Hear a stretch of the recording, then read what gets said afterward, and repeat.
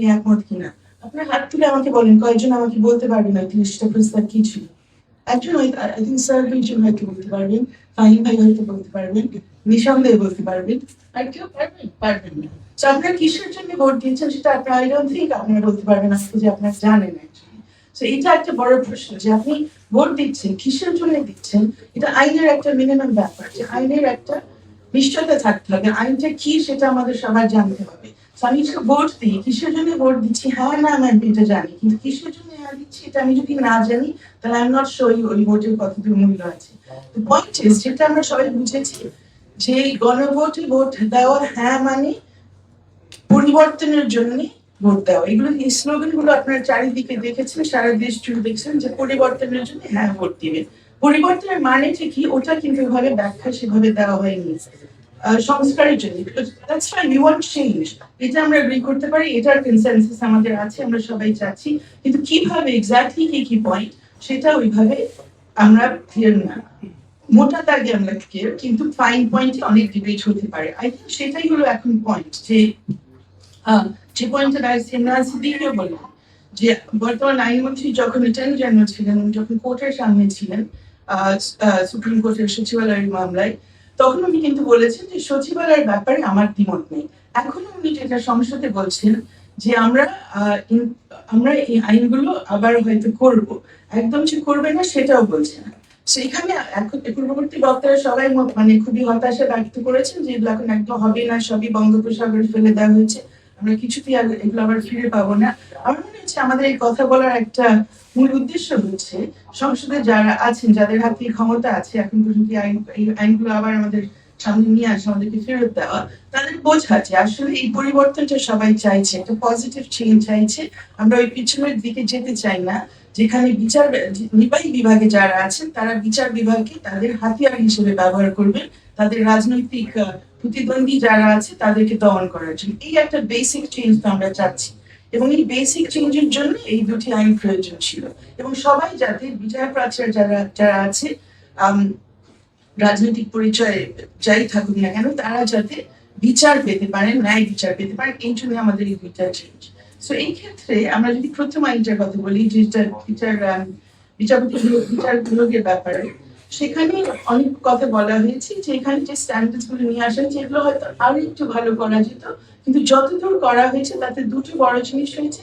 একটা হচ্ছে যে যাদেরকে নিয়োগ দেওয়া হচ্ছে তাদের অভিজ্ঞতা কতদূর, শিক্ষাগত যোগ্যতা ইত্যাদি তো অবশ্যই আছে, কিন্তু এই পর্যায়ে আসলে তাদের অভিজ্ঞতা, এক্সপার্টিজ এগুলো কতদূর আছে, এগুলো যাচাই করার জন্য একটা অবজেক্টিভ একটা মানদণ্ড তৈরি করা হয়েছিল, এবং সেটা যাচাই করার একটা প্রক্রিয়া তৈরি করা হয়েছে। দুটো জিনিস যেগুলো আমাদের আগে সেভাবে ছিল না, হয়তো কোনো একটা মানদণ্ড ফলো করতেন টিচার্স, কিন্তু কারো জানার কোনো স্কোপ ছিল না, এটা কারো সামনে ছিল না, আর প্রসেসটাও ছিল যে ওনাকে কনসাল্ট করে তারপর ডিসিশনটা বা কোন কনসাল্ট না করেছে। এই দুইটা জিনিস এসেছে। এটা যেমন বিচার ব্যবস্থার জন্য সুবিধা, আমরা মনে হয় আলটিমেটলি নির্বাহী বিভাগে যারা আছেন, সরকারে যারা আছেন, তারা যদি আরো ব্যাপক পরিসরে শুধু জুডিশিয়ারিকে হাতিয়ার হিসেবে ব্যবহার না করা, কন্ট্রোলের ব্যাপারটা থেকে ওরা যদি কিছু সরে যান, তারা বুঝবেন যে এটা ওনাদেরও উপকার হবে, কারণ আলটিমেটলি ওনারাও ফেয়ার জাস্টিস সেখান থেকে পাবেন, শুধুমাত্র যে ডিসিশন গুলো চাচ্ছেন সেটা না। তো এই আইনটা অবশ্যই আমাদের আবার লাগবে, এবং এখানে যে ছোটখাটো ইমপ্রুভমেন্ট হতে পারে সেটা তো এখনো করা সম্ভব, এবং সেটা নিয়ে আই থিঙ্ক কথা বলাটা দরকার। এবং আমরা সবাই স্বীকার করবেন, সরকারও যারা আছেন, যে এই আইনটা হওয়ার পরে যে নিয়োগগুলো হয়েছে সেগুলো আগের নিয়োগে মানে ইভেন ইন্টারিমের সময় যে নিয়োগ হয়েছে তার আগের নিয়োগের চাইতে বেটার হয়েছে, অনেক কিছু লোকজন এসছে ডেফিনেটলি, এবং এটা আমরা লয়াররা অবশ্যই স্বীকার করি, আমরা দেখছি আমাদের। সেকেন্ড পয়েন্ট হচ্ছে জুডিশিয়াল সচিবালয় নিয়ে, যেটা এখানেও আমরা যে মানে জুডিশিয়ারির কাছে পুরো নিয়ন্ত্রণ, নিজেদের ফাইন্যান্সিয়াল নিয়ন্ত্রণ না থাকার কারণে কি দেখেছি, এমন অবস্থা যে একজন জাস্টিস একটা পেন ড্রাইভ কিনবেন যেখানে ওনার ডকুমেন্টস গুলো রাখবেন, সেটার জন্য ওনার একটা বিশাল, আপনারা হচ্ছে ভালো জানেন কি প্রক্রিয়ার মধ্যে যেতে হয় ওইটার অনুমোদন পাওয়ার জন্য, ওটা যদি ফাইন ওটার জন্য খরচ একটা করা হয়, ডিসবার্স করা হয়, ওটা উনি নিতে পারেন। ওই প্রসেস থেকে ওনাদের অবশ্যই মুক্ত হওয়া উচিত, ওটা তো একটা মিনিমাম জিনিস।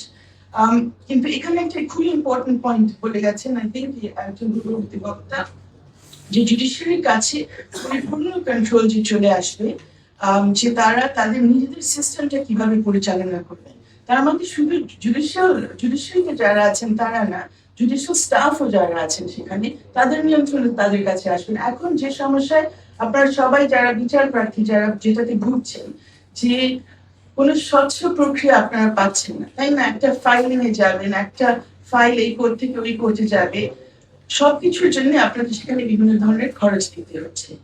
কোনো কিছু কিন্তু স্বচ্ছভাবে আনফর্চুনেটলি হয় না। এটা নিয়ে আমরা কেউ কথা বলি না, কাজও করতে পারি না, কোনো পরিবর্তন আনতে পারছি না। এগুলো আনতে হলে সেখানে যারা কাজ করেন তাদের কিন্তু একটা স্ট্যান্ডার্ডে নিয়ে আসতে হবে। সেই সুযোগটা কোর্টের কাছে দিয়ে দেওয়া হচ্ছিল যদি এই সচিবালয়টা থাকতো। এখন আমাদের সামনে সচিবালয় নিয়ে দুটো পথ খুলেছে। একটা হচ্ছে সংসদ চাইলে আবার এই ডিসকাশন করে টোরে তাদের যে কনসার্ন গুলো ছিল, এবং এই কনসার্ন গুলো কিছু কিছু আছে যে সচিবালয়ের ব্যাপারটাও কিন্তু আরো ইমপ্রুভ করা যেত নিশ্চয়ই। সেখানে আরো পরিষ্কার করা যায় কি কি স্ট্যান্ডার্ড, আরো কোনো কনফ্লিক্টের ব্যাপার থাকলে সেটা দেখা যেতে পারে। কিন্তু এখন সংসদ যদি সরাসরি মুভ না করে, এখন আরেকটা প্রক্রিয়া খুলে গেছে, যেহেতু ডক্টর মজুমদার এখানে পিটিশনের হয়ে একটি পিটিশন কোর্টের সামনে নিয়ে এসেছে, যেটা বলা হয়েছে যে স্থগিত ছিল না কিন্তু পুরো রায়টা যেটা হাইকোর্ট দিয়েছিল। এখন কিন্তু কোর্টও কিন্তু এখানে একটা একটা ভূমিকা রাখতে পারেন, সেই সুযোগটা আমাদের সামনে আছে। এখন কোর্ট সেই ভূমিকাটা নিবে, তার আগে সংসদ একটু ত্বরান্বিত হয়ে একটা ভূমিকা নিবে কিনা এগুলো আমরা দেখবো নেক্সট কিছুদিনের মধ্যে। বাট আই থিঙ্ক যেটা ইম্পর্টেন্ট যে আমাদের কোনোভাবে পিছু হাঁটা যাবে না। We must have the supreme court secretariat back. এটা একদম এসেনশিয়াল আমাদের জন্য। এটা আমাদের 50 বছরের বেশি একটা আকাঙ্ক্ষা এবং এটা খুব নেসেসারি। এবং শেষ কথাটা জাস্ট একটু বলতে চাচ্ছি যে আই থিঙ্ক যেটা আমাদের জন্য ইম্পর্টেন্ট যে সুপ্রিম কোর্টের জুডিশিয়াল ইন্ডিপেন্ডেন্সের জন্য আরেকটা ইম্পর্টেন্ট ল কিন্তু এর মধ্যে, জুডিশিয়াল ইন্ডিপেন্ডেন্স এবং ন্যায় বিচারের জন্য আরেকটি ইম্পর্টেন্ট ল এর মধ্যে অনুমোদন করা কিন্তু হয়েছে, যে আমাদের ফৌজদারি কার্যবিধি যেটা ইন্টারিমের সময় হয়েছিল সেটা কিন্তু আপহোল্ড করা হয়েছে, সেটা বাতিল করা হয়নি। এবং সেটার মধ্যে কিন্তু অনেক কিছু বলা আছে যে পুলিশ আপনাকে গ্রেফতার করলে তখন আপনার কি কি রক্ষা কবচ থাকবে।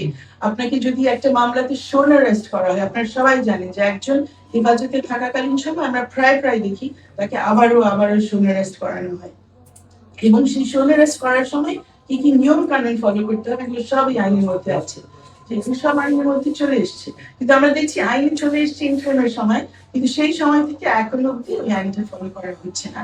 সো আমরা যদি ইন্ডিপেন্ডেন্স চাই তাহলে আমাদের ইনসিস্ট করতে হবে যে আইনটি অনুমোদন করা হয়েছে সেটাও যাতে প্রপারলি অনুসরণ করা হয়।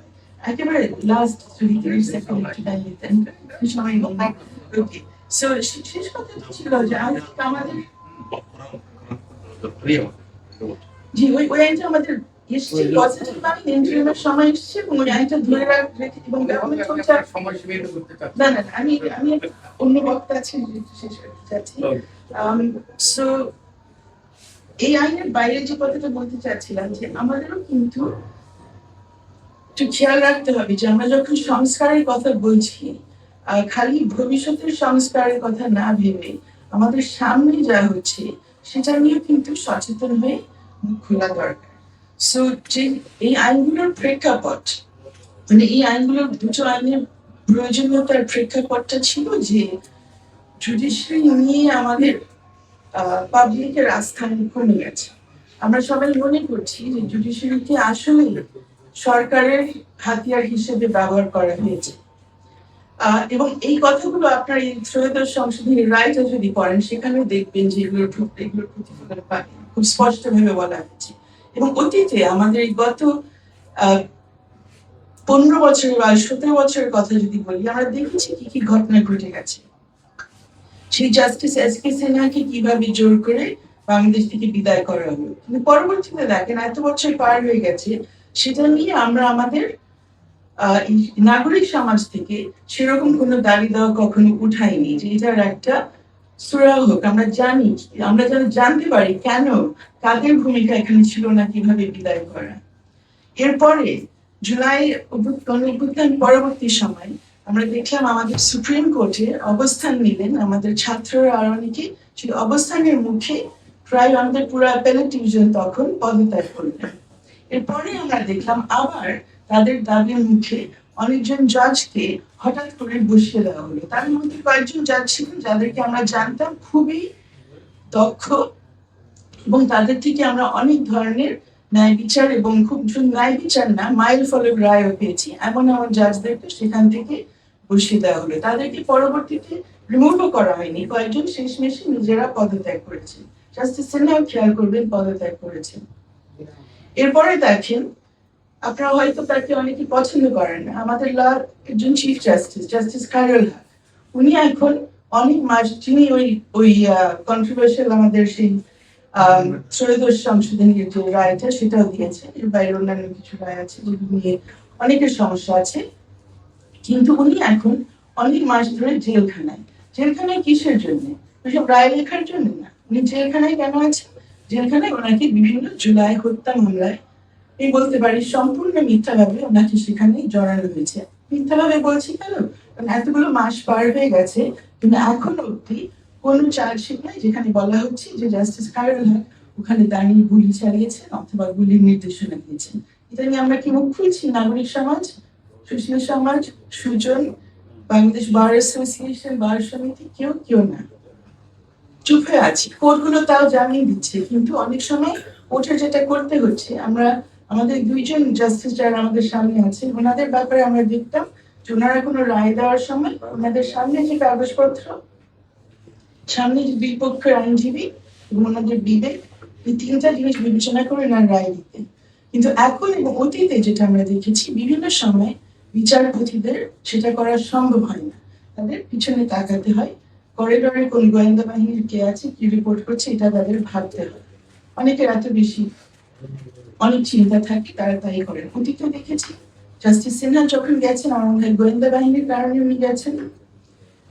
যারা রিজাইন করেছেন মেবি তাদের সামনে লোকজন ছিল, তাদের ভয় ছিল, ভীতি ছিল, সেই জন্য চলে গেছেন। এখন খায়রুল হক কেন বেরোতে পারছে না? জামিন দেওয়ার পরেও ভাবতে হচ্ছে পরবর্তীতে কি হবে, যে জাস্টিস জামিন এখানে দিচ্ছে।